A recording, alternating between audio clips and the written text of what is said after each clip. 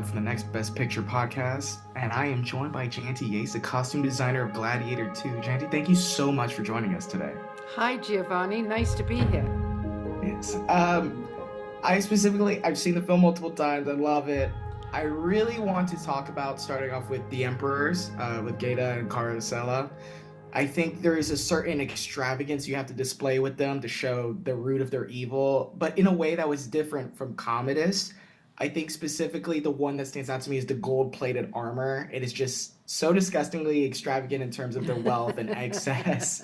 I'm curious what was going into those designs in terms of not just for everything and conveying those characters, their unhinged tendencies, and also just clearly from the jump showing that they have too much and that is not enough for them. Well, the always at the heart of any research is Ridley. And Ridley wanted them to look like Johnny Rotten. And so he wanted ginger hair, he wanted white faces, and missing a tooth, or a gold tooth, one of which I think has got one and one has got the other, I'm not quite sure. Anyway, basically, the costumes came so easily. We had bought a load of very, very ancient but beautiful saris from the 19th century. No, sorry, 1900s. And so we started draping with those. But then you basically have to find other pieces. We found a lot of embroidered pieces in the Marché aux Puces, which is in Paris. And we had a front panel and we added on the back, and then we maybe wrap a part of a sari around, and then we'd add another thing. And basically it was a question of just building up. And then once you've built up, you have to add to it. And so we added earrings, we added laurels, we added huge amounts of bracelets, we added fibula, the biggest fibula we could, usually matching. And the gold was very easy. It was very simple because David Crossman, my colleague in the military side, had a most wonderful, well, we both had him, but he did more work for David, wonderful leather man called Gianpaolo Grazzi. And he created these amazing gold cuirasses, which were so over the top. And initially we were just going to put one of them in a cuirass. But I thought it would be quite funny if they were both, they'd never seen war, they'd never even hardly used a sword, but basically they wanted to put on their best. And then David, again, had his marvellous person in London who creates 3D on top. He made the wonderful horsemen, and then they were sprayed ultra gold, and I should have really put some diamonds on them. I didn't. And of course the rest comes easy. You know, it's a gold tunic, a white. We had Joe in a white cloak with gold trim, which just made them look a bit different. But I mean, actually, you know, you're just working on these things, you don't realize how quite sensational they come out on the film. And so that was a real bonus. Plus, they're mad. Yeah, you mentioned a lot of the white. I'm curious also, you were mentioning Ridley's input about the hair and especially the very makeup where they're just beaming white. When in terms of color palettes, where were the conversations you had in terms to emphasize, you know, those very accentuated choices, especially with the makeup, especially with the sickness some of them have physically and making them look ill and grotesque? Were there specific colors that were just immediately off the table you thought would conflict with those other designs? Well, basically, I wasn't aware when we were designing their costumes that they were going to be quite so extreme. And Yana, you must talk to Yana about that, but basically she made them much whiter than I ever imagined them to be. I thought they were just going to be punks, young punks. So that was quite a shock, and it's so effective, especially with the black makeup. I mean, They are absolute bastards, and they know it, and they love it, and they don't care. So we just did our job, and we just draped some more, then put some more drape on it. It was drape on drape on drape. I mean, there's no such thing as excess is bad in the universe of Gladiator. And I think for that also applies for Macronus. I think when we talked last year about Napoleon, and we mentioned how you're great at using costuming to show evolution for a character, show transformation. I mean, Macronus is the definition of transformation or the aspiration to be, from slave to slave master to whatever he's cooking up next. Being from the bottom and then he's coming up and he's wearing lots of these extravagant blues and golds and the rings and the earrings. I would love to learn more about going into the details for Macronus and emphasizing how it is constantly evolving for him to a place that he wants to be. Well, we did have an arc.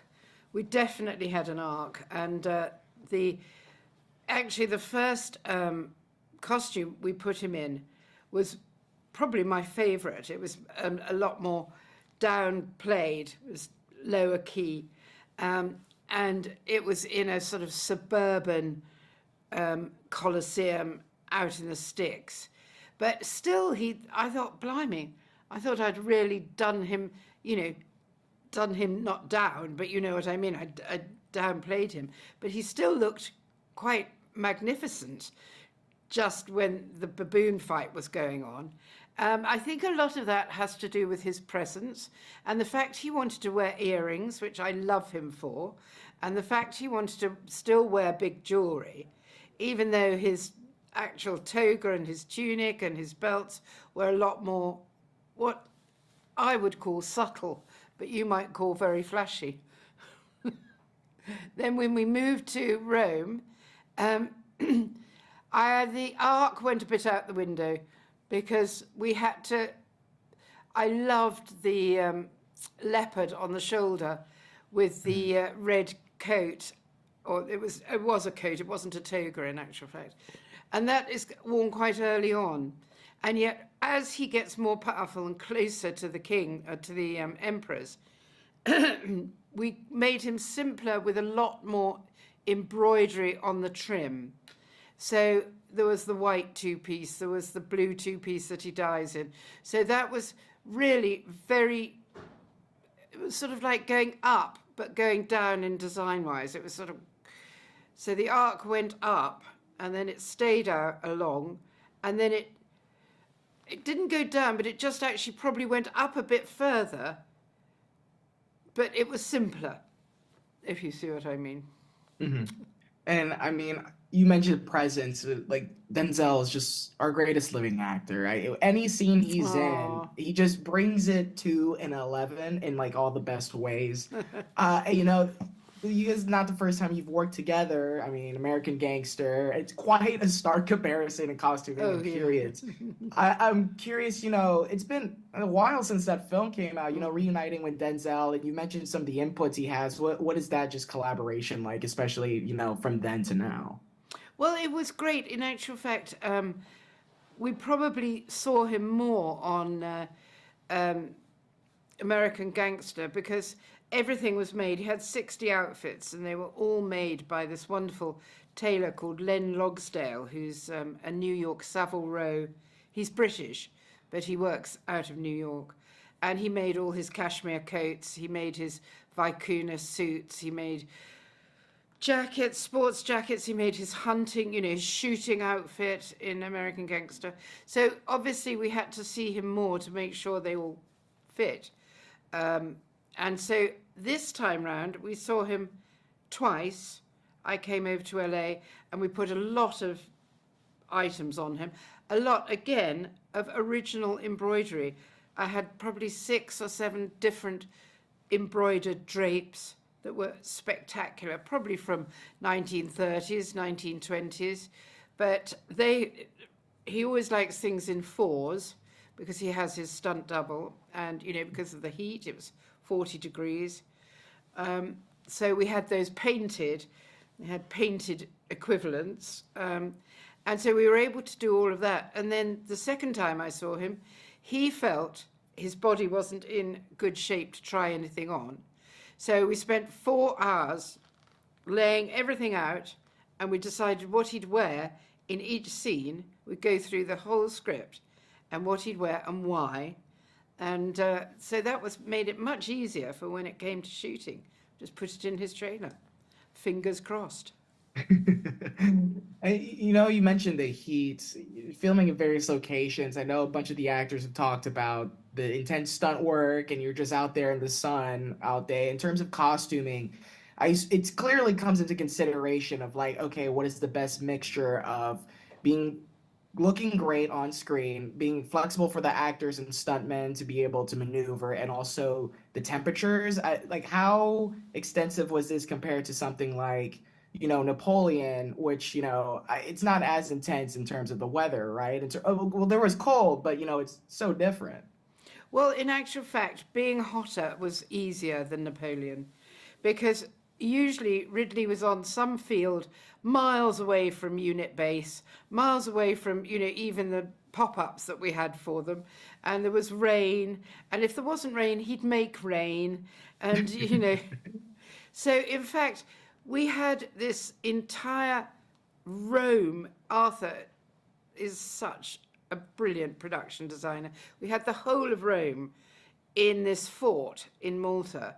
And so there were rooms that were under the arches that were put over to just on-set cool rooms for them. And we had obviously coolers as well.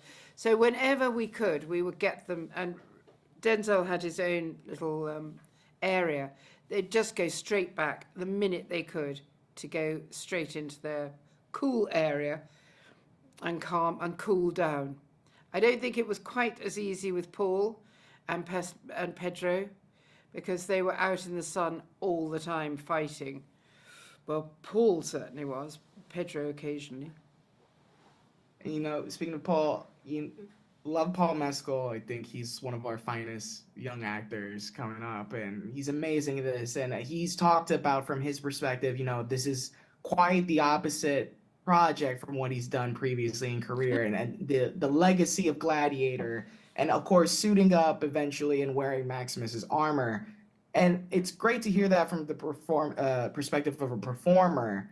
But you were one of the artisans who helped develop that original suit. The legacy of Gladiator also passes through you. You worked through the film. You won an Oscar. It means a great deal into your career. I'm curious, when it came to that moment of bringing back the armor and designing it changes you had, or just in general, just seeing it once again, what was that like for you all these years later?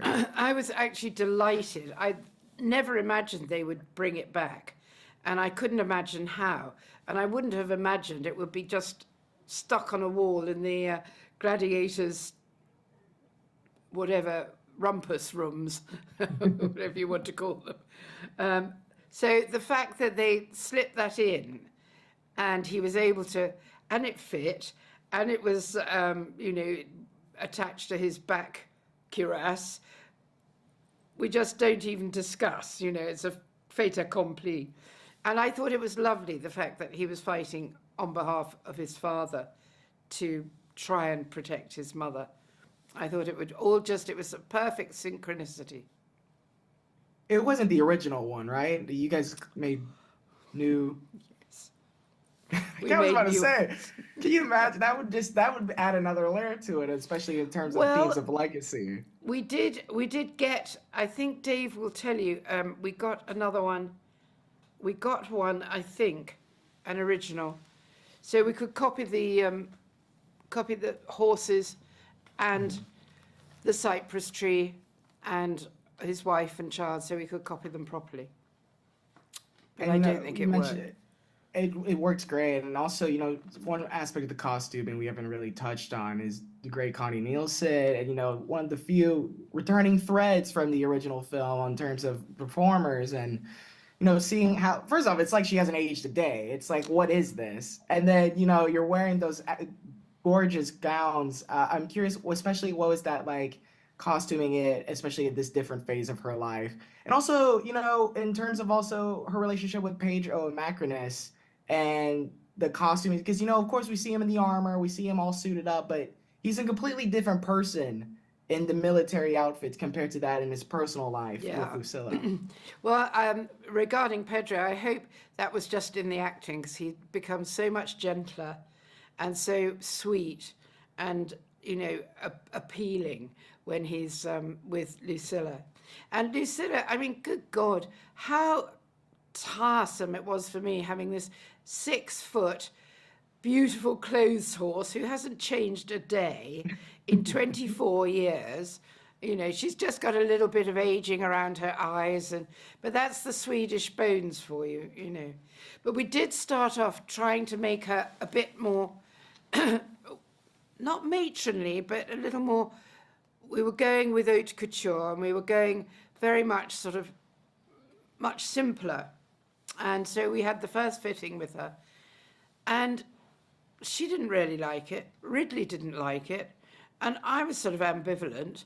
So we then went back to the drawing board and we went back to the original look where we had drapes, we had veils on her head, we had veils coming from her shoulders, veils from her waist, jewelry everywhere. And it just worked. It really did. It was a lot better than being completely simple. It looked fantastic. The Oh, costuming thank is you. as great as always. It's like everything in this film just is bigger and better. And according to Ridley, not the end. He's very much open to continuing this story. It's like you don't get a break. It's like, oh, I get time to relax, and you're like, oh, we gotta go shoot another film with Ridley. So, have you started thinking about ideas if this does come to fruition? I know there's rumors of him reuniting with Paul for that other film that is also post like apocalyptic in the 50s, and that's just again, we're talking about differences. You're going from what Last Duel to House of Gucci to Napoleon to Gladiator. You're all over the place. Are you excited to see what's next for this series? Are you just ready to work on something else in terms of a starkly different time period? Or are you just at this point, wherever Sir Ridley takes us, that's where we're going? I'm afraid that's always been my philosophy, wherever he's going. And to be honest, Giovanni, I'm just always so honoured to be asked back. I really am. You never, you're only as good as your last movie.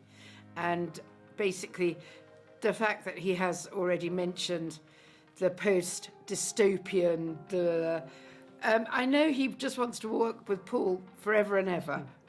Yes. Forever and ever. The bromance there is mental. So they love each other so much, and it's so natural. Seeing them on the red carpet on the English premiere, and Ridley was genuinely cracking up to something Paul said, and it was wonderful to watch. He lights up Ridley's life, I think. Well, also you do too, because your work is quite essential to this film, so we thank you so much for it. And I just want to say thank you for your time here. You are just one of our best. And I love your work in Gladiator too, and I can't wait to see whatever you guys do next together. Thank you so much. That's the nicest thing. Thank you very much for your very, very, very kind compliments. Well, thank you so much. Thank you.